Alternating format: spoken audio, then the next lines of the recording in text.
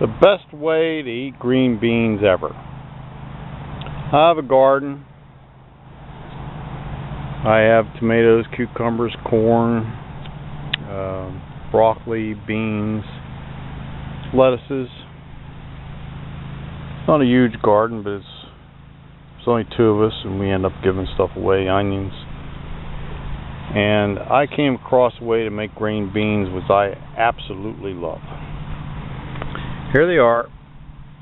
Now, if you don't have a garden, you can start out in a grocery store with some fresh green beans. But I have them growing on the plants here. So the first thing I'm going to do is pick these.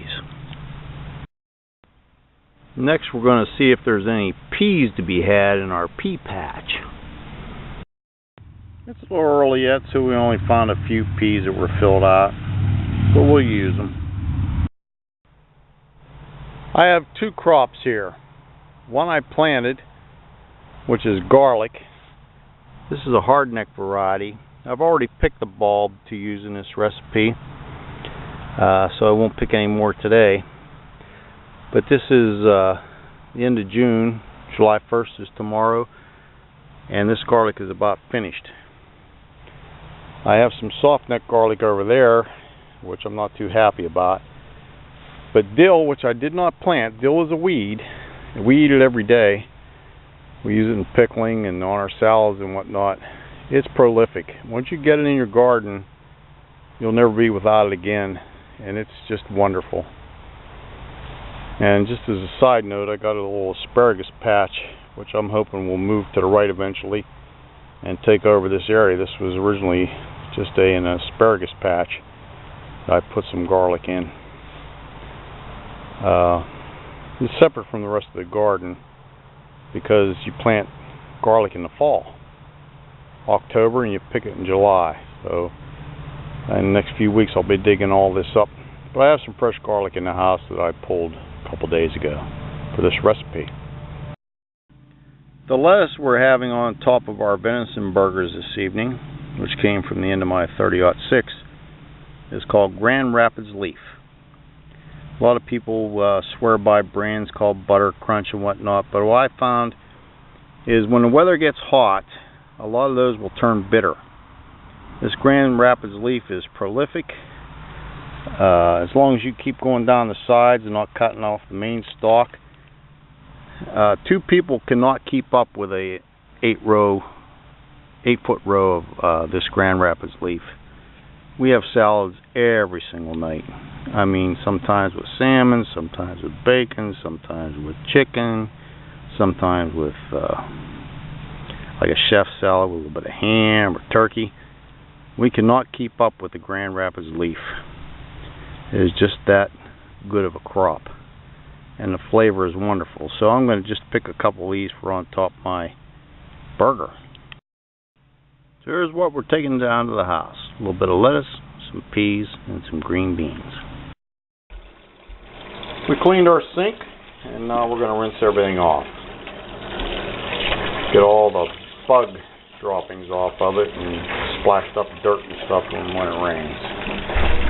A good rinse is key. Next we're going to take the stems off the top of the green beans. Yeah, just get them off of there. And now we're shelling our peas.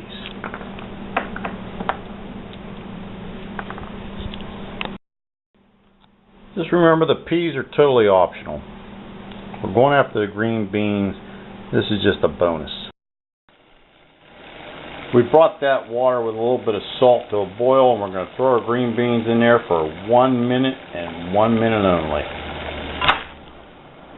We're going to use tongs to fish them out when the minute is up. We're not cooking them. We're just killing whatever might be on there and tenderizing them just a tad.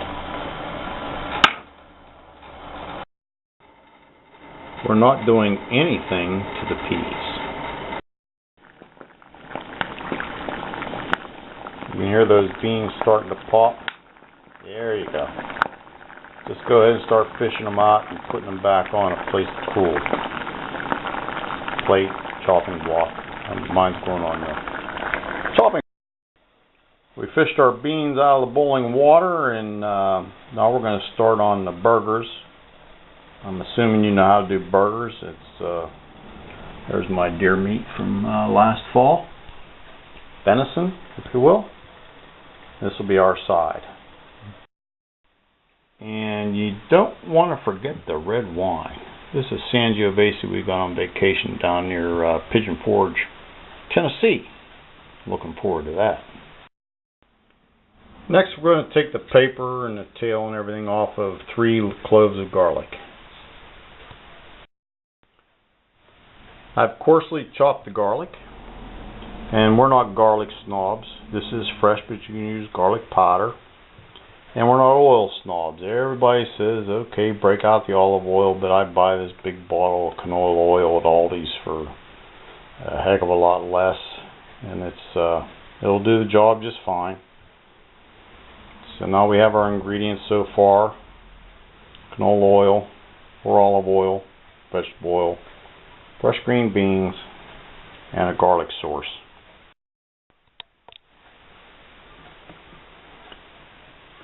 To a skillet or frying pan, we're going to put about a tablespoon and a half of oil in on medium-high.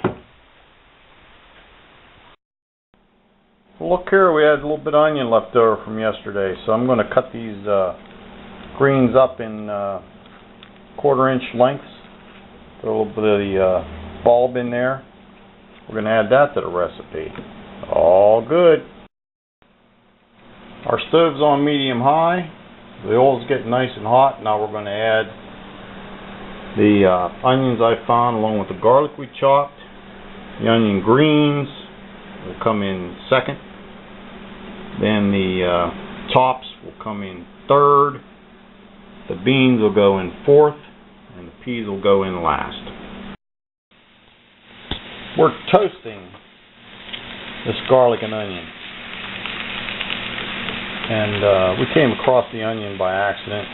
Decided to put that in there, but you could just do this with the garlic or even the garlic powder. You want to get a little bit of brown to it. It's actually going to turn into a tar-like substance along with the oil that'll stick to the beans. That's the critical part. The beans will go in here and get all kind of flavor and stuff from it, but you actually want to start to blacken a little bit. You want it brown now, and after we put the beans in and put them, we'll keep it on medium-high.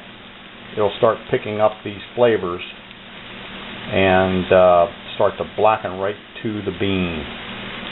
That's when it gets good. And although it's not in the recipe per se, I'm going to add the middle part of that onion stem now. That's the next thickest part of the seasoning into my pan. You can see how that's starting to brown up nice around the edges. The garlic's turning brown. The onions are starting to turn brown. And in just a few minutes, I'll put the tops in.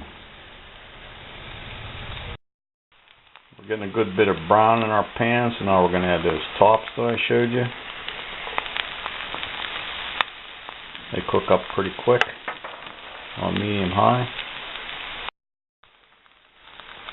A couple of minutes have gone by. Now we're going to add a tablespoon of butter.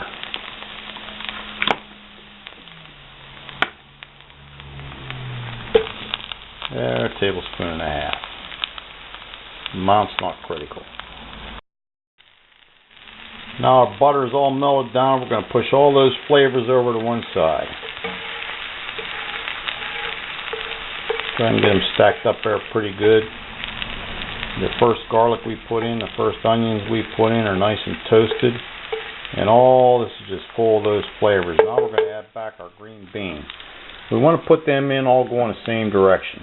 These were blanched, so they're just a little bit tender. I'm going to put them all in facing the same way.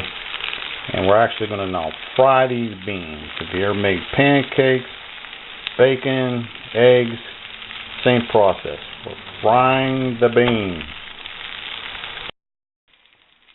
The wife and I are both getting hungry, so I put it up between medium-high and high, which is like almost high. to get the process moving along, because I'm ready to eat. Those beans are frying pretty good now. We want to get them black. You can see how they're starting to darken spots from being on the hot skillet. I just turn them like this. Just keep them moving. You don't have to turn them too often, but keep an eye so you don't get them too burned. You don't want to be using charcoal, but you want them to start to get that black edge on them.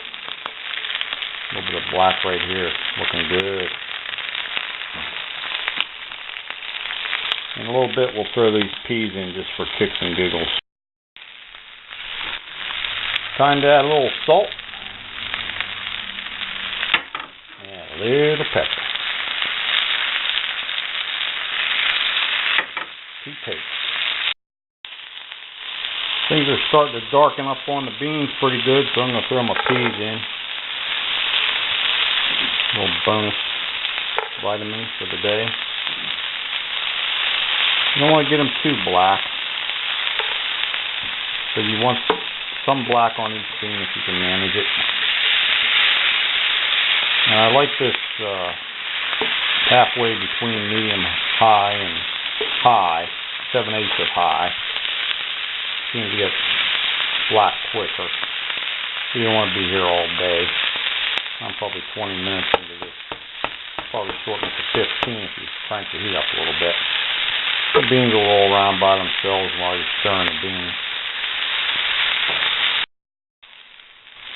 You want about 50% dark spots, or a little bit less than that, 40-50%.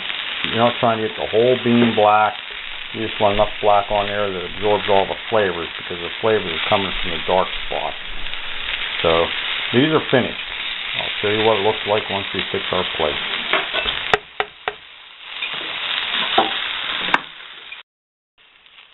Oops, I forgot the most important part.